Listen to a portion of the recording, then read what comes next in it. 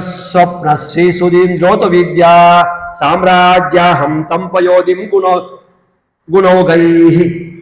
ಹೀಗೆ ವೆಂಕಟನಾಥ ದಿನ ಕಳೀತಾ ಇರ್ಬೇಕಾದ್ರೆ ಒಮ್ಮೆ ಅವರು ಗುರುಗಳಾಗಿರ್ತಕ್ಕಂಥ ಸುಧೀಂದ್ರ ತೀರ್ಥರಿಗೆ ಸ್ವಪ್ನದಲ್ಲಿ ಚತುರ್ಯುಗ ಮೂರ್ತಿ ರಾಮದೇವರು ಬಂದ್ಬಿಟ್ಟು, ಸುಧೀಂದ್ರ ತೀರ್ಥರೇ, ನಿಮ್ಮ ಕಾಲ ಮುಗಿತಾ ಬರ್ತಾ ಇದೆ, ನೀವು ಒಳ್ಳೆ ಒಬ್ಬ ವ್ಯಕ್ತಿಗೆ ಆಶವವನ್ನು ಪೀಠವನ್ನು ಕೊಟ್ಟು ಬಿಡಿ, ಅಂತಹ ವ್ಯಕ್ತಿನ ಹುಡುಗ್ರಿ ಅಂತೇಳಿ ರಾಮದೇವರು ಕನಸಲ್ಲಿ ಅಂತ ಹೇಳ್ಬಿಡ್ತಾರೆ.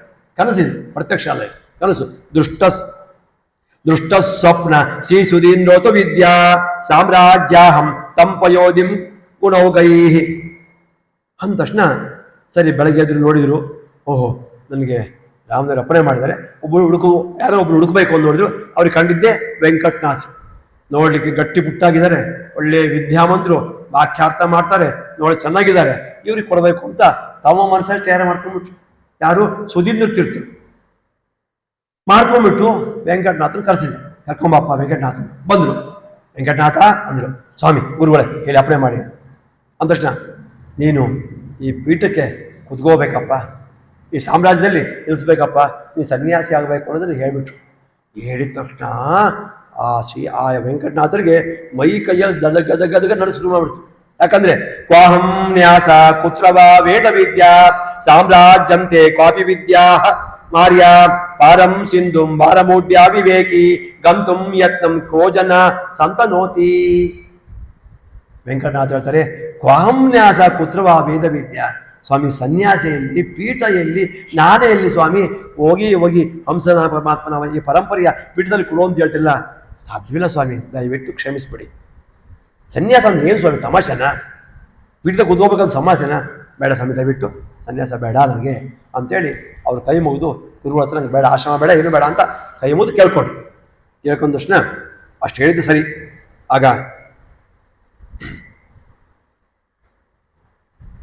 ನಿನಗೆ ಏನು ಬೇಕಪ್ಪ, ಕಮ್ಮಿಯಾಗಿದೆಯೋ ವೆಂಕಟನಾಥ? ನೀನು ಏನು ಕೇಳಿದೆ? ನಾನು ಯೋಗ್ಯನಲ್ಲ ಅಂತ ಹೇಳ್ತಿಲ್ಲ, ಯೋಗ್ಯನಿದ್ದೀಯಾ. ಯಾಕಂದ್ರೆ ಶಾಂತಿರ್ಧಾಂತಿರ್ಧೀರತೋ ಧಾರತಾಚ ಕೇತುಸ್ತಾಸ ಮತ್ಪ್ರಸಾದೋ ಗರಿಯಾನ್ಮೀನ್. ಅಲ್ಲಪ್ಪ, ನಿನ್ನಲ್ಲಿ ಪರಮಾತ್ಮನ ಇಷ್ಟವಾದ ಬುದ್ಧಿ ಇದೆ, ಇಂದ್ರಿಯ ನಿಗ್ರಹ ಇದೆ, ಧೈರ್ಯ ಇದೆ, ಔದಾರ್ಯ ಇದೆ. ಅಷ್ಟೇ ಅಲ್ಲ, ನನ್ನ ಸಂಪೂರ್ಣ ಆಶೀರ್ವಾದ ನಿನಗಿದೆ. ಸುಧೀಂದ್ರ ತೀರ್ಥ ಹೇಳೋದು ಗುರುಗಳು, ನನ್ನ ಸಂಪೂರ್ಣ ಆಶೀರ್ವಾದ ನಿನಗಿದೆ. ಇದ್ಮೇಲೆ ಯಾಕೆ ಎದುರ್ತೀಯ? ಅಲ್ಲ ಸ್ವಾಮಿ, ದೊಡ್ಡ ಸಮುದ್ರವನ್ನ ಕಲ್ಲು ಹೊತ್ಕೊಂಡೋಗಿ ನಡಕಂತ ದಾಟ್ತಿ ದಂಡೆ ಮುಟ್ತೀನಿ ಅಂದ್ರೆ ಸಾಧ್ಯನಾ? ಅಂತಹ ಸಂಸ್ಥಾನ ಸ್ವಾಮಿ ಅಂದ್ರೆ, ಇಲ್ಲಪ್ಪ ದಾಟ್ಬೋದು ಕಣೋ, ಯಾಕಂದ್ರೆ ನಾನು ಅನುಗ್ರಹ ಮಾಡುವಂಥ ಸ್ತಂಭ ಕೊಟ್ಟಿದ್ದೀನಿ ನಿನಗೆ, ಅದನ್ನು ಬೇಕಾದ್ರೆ ನೀನು ದಾಟ್ಬೋದು ಅಂತೇಳಿ ಪುನಃ ಸುಧೀಂದ್ರ ತೀರ್ಥರು ವೆಂಕಟನಾಥರು ಇಬ್ಬರಿಬ್ಬರು ಪರಸ್ಪರವಾಗಿ ಮಾತಾಡ್ತಾರೆ. ಅವನಿಗೆ ವೆಂಕಟನಾಥರಿಗೆ ಭಾಳ ಬೇಜಾರಾಗುತ್ತೆ. ಏಕಾಂತ ಬರೀ ಸ್ವಾಮಿ ಕರ್ಕೊಂಡು ಹೋಗ್ತಾರೆ. ಯಾವ ಜನ ಇದ್ದಾರಿಲ್ಲ, ಜನಗಳಿದ್ದಾರೆ, ಬೇರೆ ಬರ್ರಿ ಅಂತ ಏಕಾಂತ ಕರ್ಕೊಂಡು ಹೋಗ್ತೀನಿ. ಏಕಾಂತ ಕರ್ಕೊಂಡೋಗಿ, ಸ್ವಾಮಿ ದಯವಿಟ್ಟು ಸನ್ಯಾಸ ಬೇಡ, ಯಾಕಂದ್ರೆ ಬಾಲಾ ಭಾರ್ಯ ಬಾಲಕೋ ನೋಪನೀತಃ ಬಾಲಶ್ಚಾಸ್ನಂ ನಾಶಮೇ ಮೇಸ್ತಿ ಬಾಂಚ. ಸ್ವಾಮಿ ನನಗೇನು 50 ವರ್ಷ 60 ವರ್ಷ ಆಗಿಲ್ಲ, ಚಿಕ್ಕ ವಯಸ್ಸು 32 33 ವರ್ಷ. ನನಗೆ ಬಾಲಾ ಭಾರ್ಯ, ಹೆಂಡತಿ ಬಿಡಪ್ಪ, ಹೆಂಡತಿ ಕೂಡ ಇದು ದೊಡ್ಡದಾಗಿದೆ, ವಯಸ್ಸಾಗಿದಪ್ಪ ಅಂದರೆ ಅವಳು ಕೂಡ ಇನ್ನು ಚಿಕ್ಕವಳು ಸ್ವಾಮಿ, ಹೆಂಡತಿ ವಯಸ್ಸಾಗಿಲ್ಲ. ಬಾಲಕೋ ನೋಪನೀತಃ, ನನ್ನ ಮಗ ದೊಡ್ಡಲ್ಲಿದೆ ಅಂದರೆ ಚಿಕ್ಕ ಕೂಸು, ಉಪನಯನ ಕೂಡ ಆಗಿಲ್ಲ, ಉಪನಯನ ಕೂಡ ನನ್ನ ಮಗನಿಗೆ ಮಾಡಿಲ್ಲ. ಅದರಿಂದ ಇದು ಬೇಡ ಸ್ವಾಮಿ, ಸನ್ಯಾಸ ಬೇಡ. ಒಂದ್ ವೇಳೆ ನೀವು ಬಲವಂತ ಮಾಡಿದ್ದೆ ಆದರೆ ನಿರ್ಬಂಧಶ್ಚೇ ನಿರ್ಗಮಿಷ್ಯಾಮಿ ನೋನಮ್ಮ. ನೀವು ಅಪ್ಪಿ ತಪ್ಪಿನಲ್ಲಿ ಬಲವಂತ ಮಾಡಿ ಸನ್ಯಾಸ ಕೊಡ್ತೀನಿ ಅಂತ ಅಂದ್ಬಿಟ್ರೆ ನಾನು ನಿಮ್ಮ ಮಠ ಬಿಟ್ಟೆ ಹೊರಬಿಡ್ತೀನಿ. ಇದು ವೆಂಕಟನಾಥ ಹೇಳಿದ ಮಾತು, ನಾನು ಹೇಳಿದ್ದಲ್ಲ. ನಿರ್ಬಂಧಶ್ಚೇ ನಿರ್ಗಮಿಷ್ಯಾಮಿ ನೋನಂ. ನೀವೇನೇ ನಿರ್ಬಂಧ ಮಾಡಿ ಸನ್ಯಾಸ ಕೊಟ್ಟು ತಗೊಂಡು ಕೋಳೆ ಕೇಳ್ರೆ, ಸ್ವಾಮಿ ನಿಮ್ಮ ಮಠ ಬೇಡ, ನೀವು ಬೇಡ, ನಾನು ಬಿಟ್ಟು ಓಡೋಗ್ಬಿಡ್ತೀನಿ ಅದು ಹೀಗೆ ಅಂದ್ಬಿಟ್ರೆ ವೆಂಕಟನಾಥ. ನೀವು ದಯವಿಟ್ಟು ಸನ್ಯಾಸ ಬೇಡ, ಚಿಕ್ಕ ವಯಸ್ಸು ಅಂದ ತಕ್ಷಣ ಶ್ರೇಯೋ ತೀತಿ ಕೀದೃಶೋ ತ್ರಾನುರಾಗ ಕಾವಾಭಾರ್ಯ ಜಾನಕೋ ನಂದನಕ್ಕಃ ಸ್ತ್ರೀ ಸಂಪರ್ಕೋ ದುಃಖದಾಯೈವ ನೂನಂ ದೃಷ್ಟಾಂತೋಸ್ಮಿ ವಾಲಿ ಧರ್ಮಾತ್ಮಚಾತ್ಯ. ಹೇ ವೆಂಕಟನಾಥ, ಶಾಸ್ತ್ರ ಓದ್ಕೊಂಡು ಎಲ್ಲ ಓದ್ಕೊಂಡಿದ್ಯಾ, ಏನೋ ಯಾವ ಹೆಂಡಿದೀನೋ, ಯಾವ ಮಕ್ಕಳು ನೀವು ಓದ್ಮೇಲೆ ಹೆಂಡತಿ ಬರ್ತಾಳೆ ನಿಮ್ಮ ಜೊತೆಗೆ. ಪ್ರಪಂಚ ನೋಡಿ ನಾವು ನೋಡ್ತಿರ್ತೀವಿ, ಗಂಡ ಹೆಂಡತಿ ತುಂಬ ಅನ್ಯೋನ್ಯವಾಗಿರ್ತಾರೆ. ಆಸ್ಪತ್ರೆಗೆ ಗಂಡ ಸತ್ತೊಂದು ಮನೆಗೆ ಕರ್ಕೊಂಬಂದ್ರೆ ಹೆಂಡತಿ ದೂರ ಕುತ್ಕೊಂಡ್ಬಿಡ್ತಾಳೆ, ಗಂಡನು ಕೂಡ ಮುತ್ತಂಗಿಲ್ಲ. ಯಾಕಂದ್ರೆ ಹೆಣ ಅದು, ನನ್ನ ಗಂಡ ಅಲ್ಲ, ಅದು ಹೆಣ. ಜೀವ ವಾಯುದೇವರು ಭಗವಂತ ಇರೋದಕ್ಕೆ ಈ ದೇಹಕ್ಕೆ ಬೆಲೆ. ಆ ವಾಯುದೇವರು ಭಗವಂತ ಹೋಗ್ಬಿಟ್ರೆ ಇದು ಏನಪ್ಪ ಅಂದ್ರೆ ಮಣ್ಣಲ್ಲಿ ಹಾಕುವಂತ ಒಂದು ದೇಹ, ಪಾರ್ಥಿವ ಶರೀರ, ಅದನ್ನ ಯಾರು ಮುಟ್ಟಲ್ಲ, ಹೆಣ ಅಂದ್ಬಿಡ್ತಾರ. ಆದ್ರಿಂದ ಸ್ವಾಮಿ ನೀವೇನೋ ಭಗವಂತ ಮಾಡಿ ಖಂಡಿತ ನಾನು ಇರೋಂಗಿಲ್ಲ. ಆದ್ರೆ ಅವ್ರು ಹೇಳ್ತಾರೆ, ಅಲ್ಲೋ ಯಾವ ಹೆಂಡತಿ ಯಾವ ಮಕ್ಕಳು ಇವರೆಲ್ಲ ಹಿಂದೆ ಬರ್ತಾರೇನಪ್ಪ, ಯಾರು ಬರಲ್ಲ ಕಣೋ ನಿನ್ನಿಂದೆ. ಕಾವಾ ಭಾರ್ಯ ಜಾನಕೋ ನಂದನಕ್ಕಹ, ಎಲ್ಲಿ ಮಕ್ಕಳು? ಇವತ್ತು ನಿನ್ನ ಮಗ, ಇವತ್ತು ನೀನು ಹೇಳ್ತಿ. ಓ ಜನ್ಮ ಏನಾಗಿದ್ರು ಅವರು, ಮುಂಜಾನೆ ಏನಾಗ್ತಾರೆ ಗೊತ್ತಿದ್ಯಾ? ಗೊತ್ತಿಲ್ಲ. ಅವ್ಳು ಓ ಜನ ಹೆಂಡತಿ ಏನಾಗಿದ್ಲು, ಈ ಜನ್ಮ ನಾನು ಹೆಂಡತಿ ಆಗಿಲ್ಲ. ಈ ಜನ ಮಗ ಆಗಿದ್ದು, ಓ ಜನ ಏನು ಗೊತ್ತಿಲ್ಲ. ಮುಂಜಾನೆ ಅವನೇನಾಗ್ತದೆ ನಂಗೆ ಗೊತ್ತಿಲ್ಲ, ನಾನೇನಾಗ್ತದೆ ನನಗೆ ಗೊತ್ತಿಲ್ಲ. ಅಂದಮೇಲೆ ಅಲ್ಲೇ ಯಾಕಪ್ಪ ಓದ್ಕೊಂಡಿದ್ಯಾ? ಸ್ತ್ರೀ ಸಂಪರ್ಕೋ ದುಃಖ ದಾಯೈವ ನೋಡು. ಹೆಣ್ಣಿನ ಸವಾಸ ಇದೆಲ್ಲ ದುಃಖಕ್ಕೆ ಕಾರಣ. ಸುಧೀಂದ್ರ ತೀರ್ಥರು ಗುರುಗಳು ವೆಂಕಟನಾಥ ಹೇಳುವಂಥ ಉಪದೇಶ, ಸ್ತ್ರೀ ಸಂಪರ್ಕೋ ದುಃಖದಾಯೈವ ನೋಡು. ಮದುವೆ ಆಗ್ತಾ ಮದುವೆ ಆಗಿಲ್ಲ, ಮದುವೆ ಅಂದ್ರೆ ಮದುವೆ ಆದ್ಮೇಲೆ ದುಃಖಕ್ಕೆ ಕಾರಣ ಆಗ್ತೀಯಪ್ಪ. ಯಾಕೆ ಅಂತ ಕೇಳು. ದುಷ್ಟಾಂತೋಸ್ಮಿ ವಾಲಿ ಧರ್ಮಾತ್ಮ ಜಾತ್ಯಾಹ. ಬೇಕಾದಷ್ಟು ದುಷ್ಟಾಂತಗಳಿದೆ. ವಾಲಿಗತಿ ಏನಾಯ್ತು? ಹೆಣ್ಣು ಸಂಪರ್ಕದಿಂದ ಪ್ರಾಣ ಕಳ್ಕೊಂಡ. ಧರ್ಮರಾಜ ಏನಾಯ್ತು? ಹೆಣ್ಣು ಸಂಪರ್ಕದಿಂದ ಇಷ್ಟು ಕಷ್ಟಪಟ್ಟ. ಅದರಿಂದ ವೆಂಕಟನಾಥ ಇವೆಲ್ಲ ಬೇಡ. ಮಕ್ಕಳು, ಮಗ, ಹೆಂಡತಿ ಈ ಅಭಿಮಾನ ಬಿಟ್ಬಿಡು, ಬಿಟ್ಟು ಸನ್ಯಾಸ ತಗೋಪ. ಇಲ್ಲಾಂದ್ರೆ ವೆಂಕಟನಾಥ ತಿಳ್ಕೋ ಜೀವನ ಹೆಂಗ್ ಗೊತ್ತಾ? ಅಕ್ಷ್ಣಾಕಾಣಂ ಕರ್ಣ ಪರ್ಯಂತ ನೇತ್ರಂ. ಯಾರೋ ಮನೆಗೆ ಹೋಗ್ಬೇಕು, ಆ ಮನೆ ದೇಶ ಇರುವೆ, ಕಣ್ಣೇನೋ ಸ್ವಲ್ಪ ಕಪ್ಪಾಗಿರುತ್ತೆ. ಹೋಗ್ಬಿಟ್ಟು ಆಹಾ ದೇಸಾರೇ ನಿಮ್ಮ ನೇತ್ರಗಳು ಏನು ಸುಂದರವಾಗಿದ್ದವ್ರಿ, ಶ್ರೀನಿವಾಸನ ನೇತ್ರ ಕಣ್ಣಿದ್ದಂಗಿದವ್ರಿ. ಅವ್ನು ಕುಳ್ಗಣ್ಣವ್ರಿಗೆ ದೇಸಾಯಿಗೆ, ಯಾಕಂದ್ರೆ ಸ್ವಲ್ಪ ಏನೋ ಕೊಡ್ಲಿ ಅಂತ, ದುಡ್ಡು ಕೊಡ್ಲಿ, ಬಂಗಾರ ಕೊಡ್ಲಿ ಅಂತ ಅವ್ನು ಹೋಗಿ ಬಿಡ್ಬೇಕು. ಇಲ್ಲೇ ಇರ್ತಕ್ಕಂಥ ವ್ಯಕ್ತಿ ಹತ್ರ ಹೋಗಿ ನಾವು ಬೇಡಬೇಕು. ಅಷ್ಟೇ ಅಲ್ಲ, ಮುಗ್ಧಂ ವೃದ್ಧಿ ಮಂತ್ರಯಾವಶ್ಚವ ಮತ್ತಂ ಮುಗ್ಧಂ ವೃದ್ಧಿಮಂತಂ ಯವಾನ. ಮದೋನ್ಮತ್ತನಾಗಿರ್ತಾನೆ, ಗರ್ವದಿಂದ ನಾನೇ ದುಡ್ಡಿದ್ದವನು ಹಾಗಂತಾನೆ ಅಂತ ಹೋಗಿ ಆಹಾ ಏನು ವಿವೇಕ, ಏನಿದು ನೀವು, ಎಷ್ಟು ನಿಮ್ಗಿದೆ ಅಂತ ಅವ್ನು ಹೊಗಳಬೇಕು. ಅವ್ನು ಕೊಡ್ತಕ್ಕಂಥ ಕಾಸು ತರಬೇಕು, ಜೀವನ ಮಾಡ್ಬೇಕು. ಯಾರೋ ಮುದುಕ ಇರ್ತಾನೆ, ಅವನಿಗೆ ಏನ್ರಿ ಒಳ್ಳೆ ಹುಡುಗ ಇದ್ದಂಗಿದ್ರಿ ನೀವು, ಒಳ್ಳೆ ಯುವಕ ಇದ್ದಂಗಿದ್ರಪ್ಪ ಅಂತ ಅವ್ನು ಹೊಗಳಬೇಕು. ಅವನು ಈ ಆಚಾರ್ಯ ಚೆನ್ನಾಗಿ ಹೋಗ್ಲಿನಪ್ಪ, ತಗೋ ಇಷ್ಟೇನು ಕೊಡ್ತಾ ದುಡ್ಡು, ಅದನ್ನು ಬಂದು ಜೀವನ ಮಾಡ್ಬೇಕು. ಅಷ್ಟೇ ಅಲ್ಲ, ದುಷ್ಟಂ ಸಾಧಂ ದುರ್ವೀಕಂ ವಿನೀತಂ. ನಯನೇ ಇಲ್ಲ, ವಿನಿ ದುಷ್ಟನಾಗಿರ್ತಾನೆ, ಕೆಟ್ಟನಿರ್ತಾನೆ. ಅವನಿಗೆ ಎಷ್ಟು ಸಾತ್ವಿಕ ಇದೆಯಪ್ಪ ನೀನು, ನಿಜವಾಗಿ ನೋಡಿದ್ರೆ ಒಳ್ಳೆ ಇದು ನೋಡ್ದಂಗಾಗುತ್ತೆ. ಹಾಗಂತ ಅವನ್ನ ಇಲ್ಲದೇ ಇರ್ತಕ್ಕಂಥದ್ದನ್ನ ಅವ್ರು ಹೊಗಳಬೇಕು. ಹೊಗಳಿದ್ರೆ ಅವ್ರೇನ್ ಮಾಡ್ತಾರೆ, ಪಾಪ ಆಚಾರ್ಯ ಹೇಳ್ತಾ ಇದ್ದಾರೆ ಅಂತ ಹೊಗಳಿದಾರಂತೆ, ಅವ್ರಿಗೇನು ಸ್ವಲ್ಪ ದುಡ್ಡೋ ಬಂಗಾರೋ ಅಕ್ಕಿಯೋ ಬೆಲ್ಲ ಕೊಡ್ತಾರೆ. ಅಂತಂದು ನೀನು ಜೀವನ ಮಾಡ್ಬೇಕು. ಇದು ಬೇಕನಯ್ಯ ವೆಂಕಟನಾಥ. ಓಂಕಾರಾಗ್ನೋ ಸಾಂಗ ಸರ್ವಾಂಗ ಯಜ್ಞಂ. ಓಂಕಾರ ಗೊತ್ತಿಲ್ಲ ಅವನ್ನ, ಆಹಾ ಏನು ವೇದ ಓದ್ಕೊಂಡ್ರಿ, ಏನು ಶಾಸ್ತ್ರ ಓದ್ಕೊಂಡ್ರಿ, ಏನು ಪಂಡಿತರು ನೀವು, ದೊಡ್ಡ ಪಂಡಿತರು ಅಂತ ಅನ್ಸುತ್ತಪ್ಪ, ತುಂಬ ಚೆನ್ನಾಗಿದೆ ಅಂತೇಳಿ ಅವನ್ನ ಓಂಕಾರ ಗೊತ್ತಿದ್ದವನು ಹೊಗಳಬೇಕು. ಹೊಗಳಿದ್ರೆ ಅವನು ನನಗೆ ಇದು ಮಾಡ್ತಾನೆ. ಹೀಗೆ ಒಬ್ಬೊಬ್ಬರನ್ನು ಕೂಡ ನೀನು ಅವ್ರನ್ನ ಹೊಗಳಕೊಂತ ಬಂದು ಅವ್ರು ಕೊಡುವಂತಹ ಕಾಸಿನಿಂದ ನೀನು ಜೀವನ ಮಾಡ್ಬೇಕಪ್ಪ. ಹೀಗೆ ನೀವು ಹೋಗಬಾರ್ದು ಇರ್ತಕ್ಕಂಥ ಜಾಗಕ್ಕೆಲ್ಲ ಹೋಗ್ಬೇಕು, ಯಾರು ಹೊಗಳಬಾರ್ದು ಅಂತನೆಲ್ಲ ಹೊಗಬೇಕು. ಹೀಗೆ ಮಾಡಿ ನೀನು ಮಾಡ್ಬೇಕಲ್ಲ. ಆದ್ರಿಂದ ವೇದೋ ವ್ಯಾಖ್ಯ ಸಂಪದೋ ನೈವಯುಕ್ತ ವ್ಯಾಸಂಗೇತೆ ಮಜ್ಜನಂ ಗೇಹ ಜಾತೆ ತಸ್ಯಾಂ ದಾಸ್ಯಾಂ ಮುಂಚ ತಸ್ಯಾಂ ತರುಣ್ಯಂ ಶೀಘ್ರಂ ಕುರ್ಯ ಬಾಲಂ ಅಂಗೋಪನೀತಂ. ಅದರಿಂದ ವೆಂಕಟನಾಥ ಈ ಸಂಸಾರ ಬೇಡ ಕಣಪ್ಪ, ಸಂಸಾರ ಬಿಟ್ಬಿಡು, ಸನ್ಯಾಸಿ ಆಗು. ಮೊದಲು ನಿನ್ನ ಮಗನಿಗೆ ಉಪನಯನ ಮಾಡು. ಸುಧೀಂದ್ರ ತೀರ್ಥ ಹೇಳಿದ್ದು, ಮೊದಲು ನಿನ್ನ ಮಗನಿಗೆ ಉಪನಯನ ಮಾಡು, ನೀವು ಒಳ್ಳೆದಾಗುತ್ತೆ ಅಂತ ಅಷ್ಟು ಹೇಳಿದರು. ಇಷ್ಟು ಗುರುಗಳು ಉಪದೇಶ ಮಾಡಿದರು ಸುಧೀಂದ್ರ ತೀರ್ಥರಿಗೆ. ವೆಂಕಟನಾಥನ ತಲೆಯಲ್ಲಿ ಎಲ್ಲ ಬಿಸಿ ಆಗೋಯ್ತು. ಏನಪ್ಪ ನಾನು ಪಾಠ ಓದಬೇಕು ಅಂತ ಗುರುಗಳು ಬಂದರೆ ಏನೇನೋ ಉಪದೇಶ ಮಾಡಿಬಿಟ್ಟಾರಂತ ಚಿಂತಾಗ್ರಂಥರಾಗ್ಬಿಟ್ರು, ಭಾಳ ಚಿಂತೆಯಲ್ಲಿ ಆಗ್ಬಿಟ್ರು. ಚಿಂತೆಯಲ್ಲಿ ಆಗ್ಬಿಟ್ಟು ಕೊನೆಗೆ ಅವರು ಏನೂ ಮಾಡೋಕ್ಕಾಗಲ್ಲ. ಒಂದು ವೇಳೆ ಇಲ್ಲಿಂದ ಕೇಳ್ದ ಸ್ವಾಮಿ ಹೇಳ್ದ ಹೋಗ್ಬಿಟ್ರೆ ಶಾಪ ಕೊಡ್ತಾರೆ, ಶಾಪ ಗುರಿ ಅವರು. ಒಂದು ಶಾಪ ಕೊಡ್ತಾರೆ ಹೆದರ್ಕೊಂಡು ಇಲ್ಲೇ ಇದ್ಬಿಟ್ರೆ ಸನ್ಯಾಸ ಕೊಟ್ಬಿಡ್ತಾರೆ. ಹೆಂಡತಿ ಮಕ್ಕಳು ಬಿಟ್ಟು ಸನ್ಯಾಸಿ ಅಮ್ಮ ಏನು ಮಾಡಲಿ, ಆ ಕಡೆ ಬಿಡಂಗಿಲ್ಲ ಈ ಕಡೆ ಬಿಡಂಗಿಲ್ಲ, ಏನು ಮಾಡಲಿ ಅಂತ ಬಹಳ ಚಿಂತೆ ಮಾಡ್ತಾ ಅದೇ ರೀತಿ ಹೇಳಿದರು. ಆದರೆ ಈ ವಿಷಯ ಸಾಮಾನ್ಯ ಮಡದಾಗೆ ಗುಡಿಯೊಳಗೆ ಏನೇ ವಿಷಯ ಹೇಳಿದ್ವಿ ಮೆಲ್ಲಕ್ಕೆ ಹೊರಗೆ ಹೋಗ್ಬಿಡ್ತಾವೆ, ಹೆಂಗೆ ಹೋಗ್ತಾವೆ ಗೊತ್ತಿಲ್ಲ. ಅದೊಂದು ಹೆಣ್ಮಕ್ಳು ಮೊದಲು ಕಿವಿ, ಹೇ ಸೌಭಾಗ್ಯ ಅವ್ರಿಗೆ ಹೇಳ್ಬೇಡಕ್ಕಾನೆ ಅಂತ ಇವ್ರು ಹೇಳ್ತಾರೆ, ಕಮಲ ಅವ್ರಿಗೆ ಹೇಳ್ಬಿಟ್ಟು ಇವ್ರು ಹೇಳ್ತಾರೆ, ವಿಜಯ, ಹಿಂಗೆ ಒಬ್ರಿಗೊಬ್ರಿಗೆ ಹೋಗ್ಬಿಡ್ತಾವೆ. ಅದೇನಾಗ್ಬಿಡ್ತು, ಕರ್ಣಾಕರ್ಣಿ ಪ್ರಾಪಿರುತ್ ಕರ್ಣಶಲ್ಯಂ ಕಾಂತೋದಾಂತಂ ಸಾ ಸರಸ್ವತ್ಯ ಉಗ್ರಂ. ವೆಂಕಟನಾಥ ಹೆಂಡತಿ ಸರಸ್ವತಿಗೆ ಯಾರೋ ಹೆಂಗಸು ಮೇಲೆ ಬಂದ್ಬಿಟ್ಟು ನೋಡಿ ಸರಸ್ವತಿ ಈ ಗಂಡ ವೆಂಕಟನಾಥ್ಗೆ ಸುದಿಂದ ಆಶ್ರಮ ಕೊಡ್ತಾರಂತೆ ಅಂತ ಹೇಳ್ಬಿಟ್ಟು ತಗಳಪ್ಪ. ಆ ಸರಸ್ವತಮ್ಮನ ತಲೆ ಡಬ್ಬಂತ ಹೊಡೆದೋಯ್ತು. ನನ್ನ ಗಂಡನಿಗೆ ಆಶ್ರಮ ಅಂತ ಏನು ಮುಗಿತು, ನಾನು ಬಿಟ್ಬಿಟ್ಟು ಅಂತ ಅರ್ಥ ಸತ್ತಂಗೆ. ಯಾವ್ದಾದ್ರು ಸನ್ಯಾಸಿಗಳು ಆಗ್ಬಿಟ್ರೆ ಅವ್ರ ಪಾಲಿಗೆ ಹೆಂಡತಿ ಸತ್ತಂಗೆ, ಬದುಕಿರ್ತಾರೆ ಹೆಂಡತಿ ಉಪಯೋಗಿಲ್ಲ, ಸತ್ತಂಗೆ ಅವರಿಗೆ ಪಿಂಡ ಬಿಟ್ಬಿಡ್ತಾರೆ ಇರಲಿ. ಹೀಗೆ ಆದಾಗ ಕರುಣಾಕರ್ಣಿ ಒಬ್ಬರು ಕಿವಿಯಿಂದ ಹೋಗಿ ಆ ವೆಂಕಟನಾಥ ಹೆಂಡತಿಗೆ ಕೇಳಿಸ್ಬಿಡ್ತು. ಕೇಳಿದ ತಕ್ಷಣ ಗಾದ ಅಳಿತಾ ಇದ್ರೆ ಅದನ್ನ ಕವಿಗಳು ವರ್ಣನೆ ಮಾಡ್ತಾ ಇದ್ದಾರೆ. ಏನಂತ ಗೊತ್ತಾ? ಅಶೂಯೋಹೆ ಚೋಕ್ಷತಿ ವ್ಯಾಹ ಅವ್ಯಂ. ಈ ಯಜ್ಞ ಹೋಮ ಮಾಡೋ ಕಾಲಕ್ಕೆ ಸಮಿತ್ ಅಂತ ಇರ್ತವೆ. ಸಮಿತ್ ಅಂತ ಹಳ್ಳಿಗಿಡದ ಕಟ್ಟಿಗೆ. ಆ ಸಮಿತ್ ತಗೊಂಡು ಪುರೋಹಿತರು ಮೊದಲು ನೀರು ಪ್ರೋಕ್ಷಣೆ ಮಾಡಿ ಆ ಸಮಿತ್ ಪರಗ ಹಿಡ್ಕೊಳ್ಳಿ, ಕಡ್ಡದಲ್ಲಿ ಹಾಕಿ ಓಂ ಸ್ವಾಹ ಅಂತ ಹೇಳ್ತಾರೆ. ಹಾಗೆ ವೆಂಕಟನಾಥ ಸನ್ಯಾಸಿಗಳು ಆಗ್ತಾರೆ ಅಂತ ತಿಳ್ಕೊಂಡ್ಬಿಟ್ಟು ಆ ಸರಸ್ವತಿ ಬಾವಿಯ ಕಣ್ಣಿನಿಂದ ನೀರು ಎದೆ ಮೇಲೆಲ್ಲ ಬಿದ್ದು ತೊಯ್ದೋಗ್ಬಿಡ್ತದೆ. ತೊಯ್ದ ಮೇಲೆ ನೆಕ್ಸ್ಟ್ ಏನು? ಅಗ್ನಿಸ್ಪರ್ಶ. ಗಂಡ ಸನ್ಯಾಸಿ ಇದನ್ನು ಏನು ಮಾಡಲಿ, ಇಲ್ಲಿದ್ದು ಸ್ಪರ್ಶ ಮಾಡ್ತೀವಿ. ಹೋಮಕ್ಕೆ ಸಮಿಧವನ್ನು ನೀರು ತಿನ್ನಿಸಿ ಅಗ್ನಿಯಲ್ಲಿ ಹಾಕಿದಂಗೆ ಸರಸ್ವತಿ ದೇವಿಯ ಕಣ್ಣಿನ ನೀರು ಎಲ್ಲ ತೊಯ್ದು ಬಿಡ್ತದೆ. ಅಷ್ಟು ಹತ್ತು ಬಿಟ್ಲು ಅಂತ ಹೇಳ್ತಾರೆ. ಇದೆಲ್ಲ ಕೇಳಿ ವೆಂಕಟನಾಥರಿಗೆ ಬಹಳ ಮನಸ್ಸಿಗೆ ವ್ಯತ್ಯಾಸ ಆಯಿತು. ಹಾಗೇ ಮನಸ್ಸಿಗೆ ಹೋಗಿ ಮನೆಗೆ ಹುಡುಕೊಂಡ್ರು. ಹಾಗೇ ನಿದ್ದೆ ಬಂದ್ಬಿಡ್ತು. ನಿದ್ದೆ ಬಂದ ತಕ್ಷಣ ನಿದ್ದೆ ಮಾಡ್ತಾ ಇದ್ದಾರೆ. ಬೆಳಗಿನ ಜಾವ ಆಗಿದೆ. ಒಳ್ಳೆ ಒಂದು ಕನಸು ಬಿತ್ತು.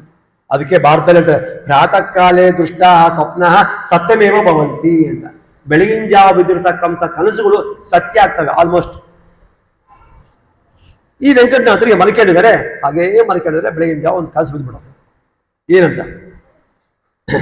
ತಸ್ಯಾರಾತ್ರೋ ಮಂತಯ ಮಾರ್ಗಭಾಗೆ ಕಾಂಚಿದ್ದೇವಿ ಕಾಂಚಿಕಾ ಲಕ್ಷ್ಮೀವಿಂ ಶಯ್ಯೋಪಾಂತೆ ಶಾರದಾಂ ಭೋಜನೇತ್ರೆ. ಮಲ್ಕೊಂಡಿದ್ದಾರೆ. ಮಲ್ಕೊಂಡಾಗ ಹಾಸಿಗೆಯ ಬಗಲಾಗೆ ಕನಸ, ಇದು ನಿಜವಾಗಿ ಅಲ್ಲ, ಕನಸಲ್ಲಿ ಹಾಸಿಗೆಯ ಬಗಲಾಗೆ ಒಬ್ಬ ಸುಂದರವಾಗಿರ್ತಕ್ಕಂಥ ಸ್ತ್ರೀ ಬಂದು ಕೂತಿಯಾಳೆ. ಒಳ್ಳೆ ಸುಂದರವಾದ ಸ್ತ್ರೀ. ಆಗಿದ್ಲು ಸ್ತ್ರೀ ಅಂದ್ರೆ ಏಷಾ ಕಾಂಚನ ಭೂಷ ಅಂದ್ರೆ ಈಕಿ ಯಾವುದೋ ಒಬ್ಬ ದೇವತಾ ಸ್ತ್ರೀ ಇರಬೇಕು, ಸಾಮಾನ್ಯ ವ್ಯಕ್ತಿ ಅಲ್ಲ ಇವಳು. ಯಾರೋ ಒಬ್ಬ ದೇವತಾ ಸ್ತ್ರೀನೇ ಇರಬೇಕು. ಇಷ್ಟು ಲಕ್ಷಣವಾಗಿ ಬಂದಿಲ್ಲ ಅಂದ್ರೆ ಸಾಮಾನ್ಯ ವ್ಯಕ್ತಿ ಅಲ್ಲ ಅಂತ ವೆಂಕಟನಾಥಿಗೆ ಅರ್ಥ ಆಯ್ತು. ಯದ್ವಾನಾರಿ ಕಿನ್ನರಿ ಓರಗೈವ ದೇವಸ್ತ್ರೀವ ಹಂತಯ ಕಾಚಿದಸ್ತು. ಇವಳು ಮನುಷ್ಯ ಸ್ತ್ರೀಯೋ ಅಥವಾ ಕಿನ್ನರ ಸ್ತ್ರೀಯೋ ಅಥವಾ ದೇವತಾ ಸ್ತ್ರೀಯೋ ಯಾರಿರ್ಬೋದು? ಬಿಡಪ್ಪ, ಯಾವ್ದಾಗಿರ್ಲಿ, ನಮಗೇನಾಗಬೇಕಾಗಿದೆ? ಸ್ವಪ್ನದಲ್ಲಿ ದೇವ್ರ ದರ್ಶನ ಆಯ್ತು, ದೇವತೆ ದರ್ಶನ ಆಯ್ತಲ್ಲ, ಅಷ್ಟೇ ಸಾಕು. ಕರಾಗ್ರೇ ವಸತೆ ಲಕ್ಷ್ಮಿ. ಎತ್ತ ತಕ್ಷಣ ಹೇಳ್ತೀವಿ, ಕೈ ತಿಕ್ಕೊಂಡು ಕರಾಗ್ರೇ ವಸತೆ. ಈ ಕೈಯ ಲಕ್ಷ್ಮಿ ಇದ್ದಾಳೆ ಏನು? ಎಲ್ಲಿ ಲಕ್ಷ್ಮಿ ಇದ್ದಾಳೆ? ಬರೀ ಬಟ್ಟು ಒಳಗೆ ಅನುಸಂಧಾನ. ಕರಾಗ್ರೇ ವಸತೆ ಲಕ್ಷ್ಮಿ, ಕರ ಮಧ್ಯೆ ಸರಸ್ವತಿ, ಕರಮೂಲೇಕ್ಷತೆ ಗೌರಿ, ಪ್ರಭಾತೆ ಕರದರ್ಶನ. ಬೆಳಗ್ಗೆ ತಕ್ಷಣ ಕೈ ನೋಡ್ಕೊಂಡಾಗ ಅವರೆಲ್ಲ ಇದ್ದಾರೆ, ಸ್ಮರಣೆ ಮಾಡ್ತೀವಿ. ಹಾಗೆ ಯಾರೇ ಹೇಳಪ್ಪ, ಒಳ್ಳೆ ಸುಂದರ ಸ್ತ್ರೀಯಾಗಿ ಕೂತ್ಕೊಂಡಿದ್ರೆ ನಮ್ಮ ಪುಣ್ಯ ಮಾಡಿದೆ ಅಂತೇಳಿ ಆ ದೇವರಿಗೆ ದರ್ಶನ ಆಯ್ತಲ್ಲ, ಶುಭ ಆಯಿತು ಅಂತ ಸಂತೋಷಪಟ್ಟು, ತಾಯಿ ನೀ ಯಾತಕ್ಕೋಸ್ಕರ ಬಂದಿದ್ದೀಯ ಅಂತ ವೆಂಕಟನಾಥರು ಆ ಕೂತಿರ್ತಕ್ಕಂಥ ದೇವಿಯನ್ನು ಕೇಳ್ತಾ ಇದ್ದಾರೆ. ಆ ದೇವಿ ಯಾರಂತ ಗೊತ್ತಿಲ್ಲ. ಯಾರು ನೀನು, ಯಾಕೆ ಬಂದಿದ್ದೀಯ ಅಂತ ಎಲ್ಲ ಕನಸು ಕೇಳ್ತಾ ಇದ್ದಾರೆ. ಅವ ಕಾನೀನೋ ಸೌ ಕನ್ಯಕಾ ಭಾವಮಾದಾತ್ ಕೇಳ್ತಾಳೆ. ಸತ್ಯವತಿಯಲ್ಲಿ ಅವತಾರ ಮಾಡ್ತಕ್ಕಂಥ ವೇದವ್ಯಾಸರು ಯಾವಲೂ ಕೂಡ ಪಂಡಿತರು ನನ್ನ ಸುಖವನ್ನು ಕೊಡ್ತಕ್ಕಂಥವರು, ನನಗೆ ಜನ್ಮ ಕೊಟ್ಟಿದ್ದಾರೆ. ಆದ್ದರಿಂದ ಅಂತಹ ಜನ್ಮ ಕೊಟ್ಟಿರ್ತಕ್ಕಂಥ ವ್ಯಕ್ತಿ ನಾನಾಗಿದ್ದೇನೆ. ಇಲ್ಲಿ ವೇದವ್ಯಾಸರಿಗೆ ಕನ್ನಿಕೆಯ ಮಗಳು ಅಂತ ಹೇಳ್ತಾರೆ. ಅಲ್ಲ, ಯಾಕಂದ್ರೆ ಋಷಿಗಳ ಸಮ್ಮುಖದಲ್ಲೇ ಪರಶುರಾಮ ದೇವರು ಸತ್ಯವತಿ ಇಬ್ಬರು ವಿವಾಹವಾಗಿರ್ತಕ್ಕಂಥವ್ರು. ಅವರಿಗೆ ಹುಟ್ಟಿರ್ತಕ್ಕಂಥ ಮಗನೇ ವಿನ ಕನ್ಯಕ ಅಲ್ಲ ಅಂತ ವಾಡಿಕೆ ಬಂದ್ಬಿಡಿದೆ. ಅಷ್ಟೇ ವಿನ ಅದು ಆ ರೀತಿ ಅಲ್ಲ. ಕಾನೀನಿ ಅಂತಕ್ಕಂದ್ರೆ ಶಬ್ದ ಉಪಯೋಗಿಸಬಾರ್ದು ಅಂತ ಹೇಳ್ತಾರೆ. ಅಷ್ಟೇ ಅಲ್ಲ, ಶ್ರೀಮದ್ ಆನಂದ ತೀರ್ಥರು ನನಗೆ ಅತ್ಯಂತ ಪ್ರಿಯವಾಗಿರ್ತಕ್ಕಂಥ ವ್ಯಕ್ತಿಗಳು. ಅಲ್ಲಿ ಕೂತಿರ್ತಕ್ಕಂಥ ವ್ಯಕ್ತಿ ಬೇರೆ ಯಾರಲ್ಲ, ಸಾಕ್ಷಾತ್ ಸರಸ್ವತಿ ದೇವಿ. ಸರಸ್ವತಿ ಬಂದು ಕೂತ್ಕೊಂಡು ಹೇಳ್ತಾ ಇದ್ದಾರೆ, ನನಗೆ ಮಧ್ವಾಚಾರ್ಯ ಅಂತಕ್ಕಂಥವ್ರು ಪ್ರಿಯರಾಗಿರ್ತಕ್ಕಂಥವ್ರು. ಒಳ್ಳೆ ವಿದ್ಯಾಲಕ್ಷ್ಮಿ ಅಂತ ಕರಿತಾ ಇದ್ದಾರೆ, ಸರಸ್ವತಿ ಅಂತ ಕರಿತಾ ಇದ್ದಾರೆ, ವೆಂಕಟನಾಥ ಅಂತ ಹೇಳ್ತಾರೆ. ನಾನು ಬಾಲ್ಯಾವಸ್ಥೆ ಇದ್ದಾಗ, ಚಿಕ್ಕವಾಗಿದ್ದಾಗ ನನ್ನನ್ನು ವೇದವ್ಯಾಸರು ಬ್ರಹ್ಮಸೂತ್ರಾದಿಗೆ ಎಂಬತಕ್ಕಂಥ ಕಾಮಧೇನುವಿನಿಂದ ನನಗೆ ಭಾಷೆ ಹೇಳ್ಕೊಟ್ಟು. ಅಂದರೆ ವೇದವ್ಯಾಸರು, ಮೊದಲನೇ ಉಪನ್ಯಾಸ ಹೇಳಿದ್ದೆ, ವೇದವ್ಯಾಸರು ಸಮಸ್ತ ವೇದಗಳನ್ನು ವಿಭಾಗ ಮಾಡಿ ಎಲ್ಲ ವೇದಗಳ ಅರ್ಥ ಬರಬೇಕು ಅಂತೇಳಿ 564 ಬ್ರಹ್ಮಸೂತ್ರವನ್ನು ರಚನೆ ಮಾಡಿ 222 ಅಧಿಕರಣ ವಿಭಾಗ ಮಾಡಿ ಅದಕ್ಕೆ ವಿಶೇಷವಾಗಿರ್ತಕ್ಕಂಥದ್ದನ್ನು ಕೊಟ್ಟು ಬಿಟ್ಟಿದ್ದಾರೆ. ಅವುಗಳಿಗೆ ಅನೇಕ ಮತಾಚಾರ್ಯ ಏನೇನೋ ಬರೆದ್ರು ಕೂಡ ಅಂತೆ ಸಿದ್ಧ ಸುಸಿದ್ಧ ಅಂತ ಹೇಳಿದಂಗೆ ಮಧ್ವಾಚಾರ್ಯರು 4 ಗ್ರಂಥ ಬರೆದಿದ್ದಾರೆ. ಯಾವ 560 ಬ್ರಹ್ಮಸೂತ್ರಗಳು, 222 ಅಧಿಕರಣ. ಇದಿಷ್ಟಕ್ಕೂ 4 ಗ್ರಂಥ: ನ್ಯಾಯ ವಿವರಣ, ಅನುವ್ಯಾಖ್ಯಾನ, ಅಣುಭಾಷ್ಯ, ಬ್ರಹ್ಮಸೂತ್ರ ಭಾಷ್ಯ ಅಂತ ಬರೆದಿದ್ದಾರೆ. ಆ ರೀತಿ ನನ್ನನ್ನು ಬೆಳೆಸಿದರು ಮಧ್ವಾಚಾರ್ಯರು. ಆಮೇಲೆ ಜಯತೀರ್ಥರು, ಟೀಕಾಚಾರ್ಯರು ನನಗೆ ಒಳ್ಳೆ ಯೌವನ ಕೊಟ್ಟರು. ಸುಧಾದಿ ಗ್ರಂಥಗಳನ್ನ ಅನುವ್ಯಾಖ್ಯಾನ, ವ್ಯಾಖ್ಯಾನ, ಸುಧಾ, ಅವ್ರು ಯೌವನವನ್ನು ಕೊಟ್ಟರು. ಇನ್ಯಾರು? ವ್ಯಾಸರಾಜರು ತರ್ಕತಾಂಡವ, ನ್ಯಾಯಾಮೃತ, ತಾತ್ಪರ್ಯ ಚಂದ್ರಿಕಾ ಎಂಬತಕ್ಕಂಥ ಒಡವೆಗಳನ್ನು ಕೊಟ್ಟು ಸುಂದರವಾಗಿ ಅಲಂಕಾರ ಮಾಡಿದ್ದಾರೆ. ಇನ್ಯಾರು? ಆ ನಂತರದಲ್ಲಿ ವಿಶೇಷವಾಗಿ ವಿಜಯೇಂದ್ರ ತೀರ್ಥರು, ವಿಖ್ಯಾತೋ ಯಶ್ರೀ ವಿಜಯೇಂದ್ರ ತೀರ್ಥರು, ಅವರು ನ್ಯಾಯಾಮೃತಕ್ಕೆ ಆಮೋದ, ನ್ಯಾಯಾಮೃತ ಗ್ರಂಥ ವ್ಯಾಸರಾಜ ಬರೆದಿದ್ದು, ಅದಕ್ಕೆ ಆಮೋದ ಅಂತ ಕಾಮೆಂಟ್ರಿ, ವ್ಯಾಖ್ಯಾನ. ಆಮೋದ ಎಂಬ ಗ್ರಂಥವನ್ನು ವ್ಯಾಖ್ಯಾನ ಬರೆದ್ಬಿಟ್ಟು ನನಗೆ ಬಳ್ಳಿಯಂತೆ ಬೆಳಗುವಂತೆ, ಬಳ್ಳಿ ಹೇಗಿರುತ್ತೆ ಹಬ್ಬುತ್ತೋ ಆ ರೀತಿ ಬಳುಕಂತೆ ಮಾಡಿದ್ದಾರೆ ನ್ಯಾಯಾಮೃತವನ್ನು ಬರೆದ್ಬಿಟ್ಟು. ಆ ನಂತರದಲ್ಲಿ ನಿಮ್ಮ ಗುರುಗಳು ಸುಧೀಂದ್ರ ತೀರ್ಥರು ಅವ್ರೇನ್ ಮಾಡಿದ್ದಾರೆ ಅಂದ್ರೆ, ಕಂಟಕೋದ್ಧಾರ ಗ್ರಂಥಗಳು ಬರೆದ ಮೇಲೆ ಸುಧೀಂದ್ರ ತೀರ್ಥರು ಮಾಡಿರ್ತಕ್ಕಂಥ ಗ್ರಂಥಗಳು ಕೂಡ ಅನೇಕ ಆಗಿದೆ. ಯಾವುದಪ್ಪ ಅಂದ್ರೆ ನ್ಯಾಯಮೌತಿಕ ಮಾಲ ಮತ್ತು ಅಲಂಕಾರ ಮಂಜರಿ ಮತ್ತು ಶ್ರೀಮದ್ ಭಾಗವತ 12 ಸ್ಕಂದ ಇದೆ.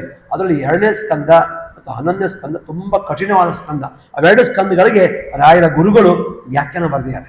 ಎಲ್ಲದಕ್ಕೂ ಬರೆದಿಲ್ಲ, ಅವೆರಡಕ್ಕೆ 2 and 11, 2 ಮತ್ತು 11ಕ್ಕೆ ವ್ಯಾಖ್ಯಾನ ಬರೆದಿದ್ದಾರೆ, ಕಠಿಣವಾಗಿರ್ತಕ್ಕಂಥ. ಹಾಗೆ ಮಾಡಿ ನನಗೆ ಬೆಳೆಸಿದ್ದಾರೆ. ಈಗೆಲ್ಲ ಅಲಂಕಾರ ಮಾಡ್ಕೊಂಡು ರೆಡಿಯಾಗಿದ್ದೀನಿ. ನನಗೆ ಬೇಕಾಗಿದ್ದು ಈಗ ವೇದಿಕೆ ಬೇಕು, ನಾಟ್ಯ ಮಾಡಲಿಕ್ಕೆ ವೇದಿಕೆ ಬೇಕು. ಆ ವೇದಿಕೆ ಸಿಗ್ತಾ ಇಲ್ಲ ವೆಂಕಟನಾಥ. ಆದ್ದರಿಂದ ಆ ವೇದಿಕೆ ಇನ್ನು ನಾಲಿಗೆ ಆಗಬೇಕು, ಇನ್ನು ನಾಲಿಗೆ ಮೇಲೆ ನರ್ತನ ಮಾಡಬೇಕು ಅಂತ ಮಾಡಿದ್ದೀನಿ. ಆದರೆ ನೀನು ಸನ್ಯಾಸ ಹೋಗ್ಬೇಕನ್ನ ವೆಂಕಟನಾಥ ಅಂತ ಹೇಳಿ ಆ ಸರಸ್ವತಿ ದೇವಿ ವಿಶೇಷವಾಗಿ ವೆಂಕಟನಾಥರಿಗೆ ಉಪದೇಶವನ್ನ ಮಾಡ್ತಕ್ಕಂಥವಳಾಗಿದ್ದಾಳೆ. ಅಷ್ಟೇ ಅಲ್ಲ, ವೆಂಕಟನಾಥ ಇನ್ನೊಂದು ಕೇಳ್ಕೋ, ಜಾನೀಹತ್ವಂ ವೆಂಕಟಾರ್ಯ ತ್ವದಾರ್ಯ ವಾಸೋ ಎನ್ಮೆ ವಸರ ದ್ವಂದ್ವಮೇವ. ನಿಮ್ಮ ಗುರುಗಳಿದಾರಲ್ಲ ಸುಧೀಂದ್ರ ತೀರ್ಥರು, ಅವರು ಜಾಸ್ತಿ ದಿವಸ ಇರಂಗಿಲ್ಲ, ಓನ್ಲಿ ಫಾರ್ 2 years. ನೀವು 2 ವರ್ಷ ಮಾತ್ರ ಇರ್ತಾರೆ ಅಷ್ಟೇ. ನಾನು ಕೂಡ ಅವ್ರ ಜೊತೆಗೆ 2 ವರ್ಷ ಇರ್ತೀನಪ್ಪ, 2 ವರ್ಷ ಆದ್ಮೇಲೆ ಏನಾಗ್ತಾರೆ, ನಾವು ಬೃಂದಾವನ ಆಗ್ತಾರೆ ಅಷ್ಟೇ, ಏನಿಲ್ಲ. ಪದ್ಮನಾಭ ತೀರ್ಥರಿದಾರಲ್ಲ ಅವ್ರ ಜೊತೆಯಲ್ಲಿ ಅವರೇ ಬೃಂದಾವನ ಅಲ್ಲಾಗೋಗುತ್ತೆ. ಅಂದ್ರೆ 2 ವರ್ಷ ಮಾತ್ರ ಜೀವಂತವಾಗಿರ್ತಾರೆ. ಆದ್ದರಿಂದ ಈ ಸನ್ಯಾಸವನ್ನ ಸ್ವೀಕಾರ ಮಾಡಬೇಕು. ಅದರಿಂದ ಸ್ವೀಕಾರ ಮಾಡಬೇಕು ಅಂತೇಳಿ ಈ ವೇದಾಂತ ವಿದ್ಯಾ ಸಾಮ್ರಾಜ್ಯದಲ್ಲಿ ರಾಜನಾಗಬೇಕು, ಮೆರಿಬೇಕು.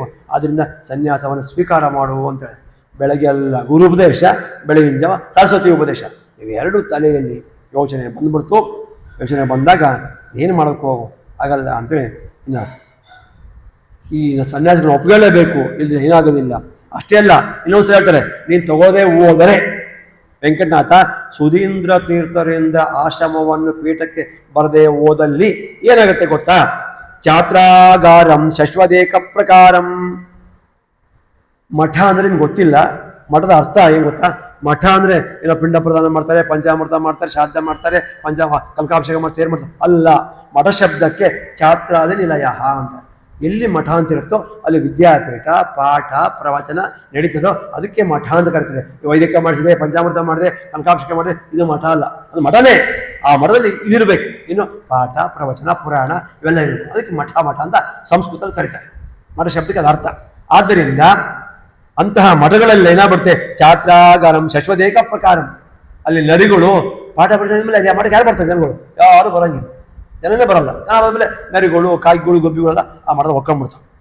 ಆದ್ರಿಂದ ಕಾರಾಗಾರಂ ಸರ್ವದೇಶ ತದೀನು. ಅದರಿಂದ ನೀನು ಸ್ವಲ್ಪ ಈ ನರಿಗಳು ಬಂದಿಕನೇ ಆಗ್ಬಿಡ್ತಾರೆ, ಮಠದ ಮಂದಿರಗಳು.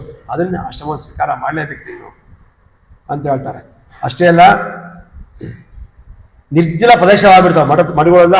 ನಿರ್ಜಲ ಪ್ರದೇಶ, ಪಾಠ ಇಲ್ಲ, ಪ್ರವಚನ ಇಲ್ಲ, ಏನಿಲ್ಲ ಅಂದ್ರೆ ನಿರ್ಜಲ ಪ್ರದೇಶ ಆಗುತ್ತೆ. ಆದ್ರೆ ನೀನು ಆಶ್ರಮ ತಗೊಳ್ಳೇಬೇಕು ಅಂತೇಳಿ ಯಾವ್ಯಾವ ಸ್ಥಳದಲ್ಲಿ ತಗೊಂತೀವೋ ನೀವು ಒಳ್ಳೆದಾಗತ್ತೆ. ಆದ್ರೆ ನೀನು ಸನ್ಯಾಸ ತಗೊಂಡ್ರೆ ನನಗೆ ಎಷ್ಟು ಸಂತೋಷ ಆಗುತ್ತೆ ಗೊತ್ತಾ? ಅಷ್ಟು ಸಂತೋಷ ಬೇರೆ ಯಾವುದರಿಂದಲೂ ಆಗೋದಿಲ್ಲ. ಅದರಿಂದ ಸೊಪ್ಪಂದಲ್ಲಿ ಹೇಳ್ತಕ್ಕಂಥ ಎಲ್ಲ ವಿಷಯವನ್ನು ಕೇಳಿಬಿಟ್ಟು, ಅಯ್ಯ ವೆಂಕಟಾರ್ಯ, ಸನ್ಯಾಸ ನಿನ್ನ ಹಣೆಯಲ್ಲಿ ಬರೆದು ಬಿಟ್ಟಿದೆ. ಬಡತನ ಯಾವ ಬಂತಲ್ಲ, ಆ ಬಡತನ ಬಂದದಕ್ಕೆ ಇದಕ್ಕೋಸ್ಕರ ಬಡತನ ಬಂದಿದೆ. ಸನ್ಯಾಸಿ ಆಗ್ತಾರೆ ಎಂಬ ದೃಷ್ಟಿಯನ್ನೇ ಬಡತನ. ಒಂದು ತಿಳ್ಕೊಳ್ಳಿ, ನಮ್ಮ ಮಾಧ್ವ ಪರಂಪರೆಯಲ್ಲಿ ಯಾವುದೇ ಸನ್ಯಾಸಿಗಳು, ಯಾವುದೇ ಪೀಠಾಧಿಪತಿಗಳಲ್ಲಿ ಅವರು ಕೇವಲ ಭಗವಂತನ ಸ್ಮರಣೆ ಬಿಟ್ಟರೆ ಬೇರೆ ಇನ್ನೊಂದಿಲ್ಲ ಅವ್ರಿಗೆ. ನಾವು ಗಣಪತಿ ನಮಸ್ಕಾರ, ಗೌರಿ ನಮಸ್ಕಾರ, ಅವರು ಗಣಪತಿ ಮಾಡ್ತಾರೆ, ಅವರು ರುದ್ರದೇವರೇ ಮಾಡ್ತಾರೆ, ಅವ್ರು ಅಂತರ್ಯಾಗಿ ಭಗವಂತನೇ ಮಾಡ್ತಾರೆ. ಅದರಿಂದ ಭಗವಂತನ ಬಿಟ್ಟರೆ ಇನ್ನೊಬ್ಬ ದೇವರನ್ನ ಯಾವ ನಮ್ಮ ಮಾಧ್ವರಲ್ಲಿ ಬೇರೆ ನಂಗೆ ಗೊತ್ತಿಲ್ಲ. ನಮ್ಮ ಆಧ್ವರ್ಯದಲ್ಲಿ ಉಂಟು. ಭಗವಂತಗೋಸ್ಕರ ಅವರಿರ್ತಕ್ಕಂಥ ಸನ್ಯಾಸಿಗಳು ಪೀಠಾಧಿಪತಿಗಳು, ಅವರೊಂದು ಸ್ಮರಣೆ, ಅವ್ರ ಪೂಜನೆ. ಇನ್ನೂ ಹೇಳಬೇಕು ಅಂದರೆ ನಮ್ಮ ಮಠದಲ್ಲಿ ಭಗವಂತ ನೈವೇದ್ಯ ಮಾಡಿದು ಪ್ರಸಾದವನ್ನು ಸ್ವೀಕಾರ ಮಾಡ್ತಾರೆ. ಅಲ್ಲಿ ಅಡುಗೆ ಮೂರ್ನಾಲ್ಕು ಬಂದಿರುತ್ತೆ. ಆ ಸನ್ಯಾಸಿಗೆ ಮಾಡಿದ್ದು ಬೇರೆ, ಇವಾಗ ಮಾಡಿದ್ದು ಬೇರೆ. ನೀವು ಹೇಳ್ಬೇಕಾದ್ರೆ ಸನ್ಯಾಸಿಗೆ ಮಾಡತಕ್ಕಂಥ ಆಹಾರವನ್ನು ನಾವು ತಿನ್ನಬಾರದು. ಸನ್ಯಾಸಿಗೆ ವೈಷ್ಣದೇವ ಇಲ್ಲ ಬಿಡು, ಅವರು ದೊಡ್ಡವರು, ಅವರು ಪರಮಾತ್ಮ. ನಾವು ಕೇಳಿದ ಬಿಡ್ರಿ ಆಚಾರ ಗುರುಗಳು, ಶಾಸ್ತ್ರ ಬೇರೆ, ಗುರುಗಳು ನಮಗೆ ಗೊತ್ತಿಲ್ಲ ಅಂತ ತೊಗೊಂಡು ಅದು ಬೇರೆ ತಪ್ಪು ದೋಷ ಇಲ್ಲ. ಆದರೆ ಗೊತ್ತಿದ್ದು ತಗೊಳ್ಳೋದು ಅಲ್ಲ. ಹಾಗಾಗಿ ಕೇವಲ ಭಗವಂತನ ಪ್ರೀತಿ, ವಿಷ್ಣು ಪ್ರೀತಿಯ ವಿಷ್ಣು ಪ್ರೀತಿ ಅರ್ಥ. ಅದು ಬಿಟ್ಟರೆ ಸನ್ಯಾಸಿಗೆ ಬೇರೆ ನ್ಯಾಯ ಇಲ್ಲ. ಆದ್ದರಿಂದ ನೀನು ಕೂಡ ಇದು ಮಾಡದೆ ಹೋದರೆ ತುಂಬ ಇದಾಗತ್ತೆ. ಭೂಯೋ ಬೋಧಿತ ಸಾಧಕೈಸ್ತೈಹಿ. ಆದ್ದರಿಂದ ನಿನ್ನ ಮಗನ ಉಪನಯನವನ್ನು ಬೇಗ ಮಾಡಿಬಿಟ್ಟು ನೀನು ವಿಶೇಷವಾಗಿರ್ತಕ್ಕಂಥ ನಿಮ್ಮ ಗುರುಗಳಲ್ಲಿ ಆಶ್ರಮವನ್ನು ಸ್ವೀಕಾರ ಮಾಡಿ ದೊಡ್ಡ ವಿಶಿಷ್ಟವಾಗಿರ್ತಕ್ಕಂಥ ವ್ಯಕ್ತಿ ಆಗಬೇಕು ಅಂತ ಹೇಳಿ ಇಷ್ಟು ವಿಷಯವನ್ನು ಹೇಳ್ತಾರೆ. ಹೇಳಿದಾಗ ಮಗನ ಉಪನಯನ ಮಾಡ್ತಾರೆ. ಉಪನಯನ ಮಾಡ್ಬೇಕಾದ್ರೆ ಕಣ್ಣಿನ ನೀರು ಬರ್ತಾರೆ. ಆ ಉಪನಯನ ಕಾಲದಲ್ಲಿ ಎಲ್ಲರೂ ಮುಂಜಾನೆ ಸಾಕೊಂತಿರ್ತಾರೆ. ಆ ಪುರೋಹಿತ ಏನು ಮಂತ್ರ ಹೇಳಿದ್ರು ಅವ್ರು ಏನು ಬಿಟ್ಟರು ಯಾರಿಗೂ ಬೇಕಾಗಿಲ್ಲ. ಅಲ್ಲೊಂದು ಮಂತ್ರ ಬರುತ್ತೆ, ಅಗ್ನೇಯೇ ತ್ವಾಂ ಪ್ರತಿದದಾಮಿ, ಸವಿತೆ ತ್ವಾಂ ಪ್ರತಿದದಾಮಿ, ಸೋಮಾಯ ತ್ವಾಂ ಪ್ರತಿದದಾಮಿ ಅಂತ ಮಂತ್ರ ಬರುತ್ತೆ. ಅಂದರೆ ಆ ಮಗನನ್ನು ತಂದೆ ಈ ಮಂತ್ರ ಹೇಳ್ಬಿಟ್ಟು, ಈ ಅಗ್ನಿದೇವರೇ ನನ್ನ ಮಗನಿಗೆ ಸಮರ್ಪಣೆ ಮಾಡ್ತೀನಿ, ಈ ಅಗ್ನಿದೇವರೇ ಮಗನಿಗೆ ಸಮರ್ಪಣೆ ಮಾಡ್ತೀನಿ ಅಂದ್ರೆ ಅರ್ಥ ಆಗ್ತದೆ. ಅಗ್ನಿದೇವರು ಮಗನ ಮುಖದಲ್ಲಿ ತೇಜಸ್ಸನ್ನು ಕೊಟ್ಟು ಅಗ್ನಿ ಕಾರ್ಯ ಇತ್ಯಾದಿ ಮಾಡಿ ವಿದ್ಯೆ ಬರಬೇಕು ಅಂತ ತಂದೆ. ಇಲ್ಲಿ ವೆಂಕಟನಾಥಿಗೆ ನಿಜವಾಗಿ ಕೂಡ ಅಗ್ನೇಯತ್ವ ಅಗ್ನಿದೇವ್ರಿಗೆ ಕೊಟ್ಬಿಡ್ತೀವಿ ಅಂದರೆ ಮಗನ ಕೊಟ್ಟಂಗೆ. ಸನ್ಯಾಸ ಆದ್ಮೇಲೆ ಯಾವ ಮಗ, ಯಾವ ಹೆಂಡತಿ, ಯಾವ ಬಾಳಕ ಯಾರೂ ಇಲ್ಲ, ಎಲ್ಲವನ್ನು ತ್ಯಾಗ ಮಾಡ್ದಂಗೆ. ಅವರಿಗೆ ಕಣ್ಣಲ್ಲಿ ನೀರು ಬಂದ್ಬಿಡ್ತಾನೆ. ನಿಜವಾಗಿ ಅಗ್ನಿದೇವರಿಗೆ ನನ್ನ ಮಗ ಲಕ್ಷ್ಮೀನಾರಾಯಣ ಅಂತ ಮಗ, ರಾಘವೇಂದ್ರ ಸ್ವಾಮಿಯವರ ಪೂರ್ವಾಶ್ರಮದ ಮಗ ಲಕ್ಷ್ಮೀನಾರಾಯಣಾಚಾರ್ಯರು ಅಂತೇಳಿ ಆ ಮಗನನ್ನು ಕೊಟ್ಬಿಡ್ತೀನಿ ಅಂತೇಳಿ ವಿಶೇಷವಾಗಿ ಅವ್ರು ಕೊಂಡಾಡಿಕೊಂಡು ಉಪನಯನವನ್ನು ಮಾಡಿಬಿಡ್ತಾರೆ. ಮಾಡಿದ್ರೆ ಸರಿ. ಇನ್ನು ಅವರೆಲ್ಲಿದ್ದರು? ಕುಂಭಕೋಣದಲ್ಲಿದ್ದರು. ಕುಂಭಕೋಣದಲ್ಲಿದ್ದಾಗ ವಿಜೇಂದ್ರ ತೀರ್ಥರ ಬೃಂದಾವನ ಇದೆ, ಅಲ್ಲಿ ಸುಧೀಂದ್ರ ತೀರ್ಥರಿದ್ದಾರೆ. ವೆಂಕಟನಾಥರಿಗೆ ಆಶ್ರಮ ಕೊಡಬೇಕು. ಸುಧೀಂದ್ರ ತೀರ್ಥರು ಒಂದು ಯೋಚನೆ ಮಾಡಿದರು, ಏನಂತ, ಇಲ್ಲಿ ಒಂದು ವೇಳೆ ನಾನು ಕುಂಭಕೋಣದಲ್ಲಿ ವೆಂಕಟನಾಥರಿಗೆ ಆಶ್ರಮ ಕೊಟ್ಟರೆ ದೊಡ್ಡ ಕಷ್ಟ ಆಗುತ್ತೆ. ಯಾಕೆ ಅಂತ ಕೇಳಿ, ಅಲ್ಲಿ ಯಾರಿದ್ದಾರೆ? ಮಗ ಇದ್ದಾನೆ, ಹೆಂಡತಿ ಇದ್ದಾಳೆ. ಅಪ್ಪಿ ತಿಪ್ಪಿ ಆಶ್ರಮ ಕೊಡೋಕ್ಕಲ್ಕಾದ್ರು ಹೆಂಡತಿ ಬಂದು ಅಡ್ಡ ಬಂದರೆ ಇಲ್ಲ, ವೆಂಕಟನಾಥ ಆಶ್ರಮನೇ ಆಗಲ್ಲ. ಇದು ಯೋಚನೆ ಮಾಡಿ ರಾತ್ರಿ ಕುಂಭಕೋಣದಿಂದ ತಂಜಾವೂರು ಸಂಚಾರ ಇಟ್ಬಿಟ್ಟು ಸುಧೀಂದ್ರ ತೀರ್ಥರು ಇಲ್ಲಿ ಬೇಡ, ತಂಜಾವೂರಿಗೆ ಹೋಗೋಣ ಅಂತೇಳಿ ತಂಜಾವೂರಿಗೆ ರಾಜನಿಗೆ ಫೋನ್ ಮಾಡಿ ಎಲ್ಲ ವ್ಯವಸ್ಥೆ ಮಾಡಪ್ಪ, ಇಲ್ಲಿ ಸುಧೀಂದ್ರ ತೀರ್ಥ ಬರ್ತಾ ಇದ್ದಾರಂತೆ, ಅವ್ರು ಯಾರೋ ವೆಂಕಟನಾಥಾಚಾರ್ಯ ಅಂತಿದೆ, ಅವರಿಗೆ ಆಶ್ರಮವನ್ನು ಕೊಡ್ತಾರೆ, ಪೀಠ ಕೊಡ್ತಾರಂತೆ. ವ್ಯವಸ್ಥೆ ಮಾಡಿದ ರಾಜ ಆಯ್ತು ಕುಲಗುರು ಅಂತ ಎಲ್ಲ ತಂಜಾವೂರಿಗೆ ರಾಜ ಬೇಕಾದ ವ್ಯವಸ್ಥೆ ಮಾಡಿದ ತಕ್ಷಣ ರಾತ್ರೋ ಪ್ರಯಾಣ ಮಾಡಿ ಸುಧೀಂದ್ರ ತೀರ್ಥರು, ವೆಂಕಟನಾಥರು ಎಲ್ಲರೂ ಕೂಡ ಕುಂಭಕೋಣವನ್ನು ಬಿಟ್ಟು ನಮ್ಮ ವಿಶಿಷ್ಟವಾಗಿರತಕ್ಕಂಥ ತಂಜಾವೂರಿಗೆ ಪ್ರಯಾಣ ಮಾಡಿದರು ಎಂಬುವಂಥ ಕಥಾಭಾಗದೊಂದಿಗೆ ಇಂದಿನ ಪ್ರವಚನ ಮುಗಿಸ್ತಾ ಇದ್ದೇನೆ. ಹರಿ ಓಂ ಶ್ರೀಕೃಷ್ಣಾರ್ಪಣಮಸ್ತು. ಕಾಯೇನ ವಾಚ ಮನಸೇಂದ್ರಿಯವ ಬುದ್ಧ್ಯಾತ್ಮನಾಭ ಪ್ರಕೃತಿ ಸ್ವಭಾವ ಕರೋಮಿ ಯದ್ಯ ಸಕಲಂ ಪರಸ್ಮೈ ನಾರಾಯಣಾಯತಿ ಸಮರ್ಪಯಾಮಿ. ನಮಸ್ಕರೋಮಿ.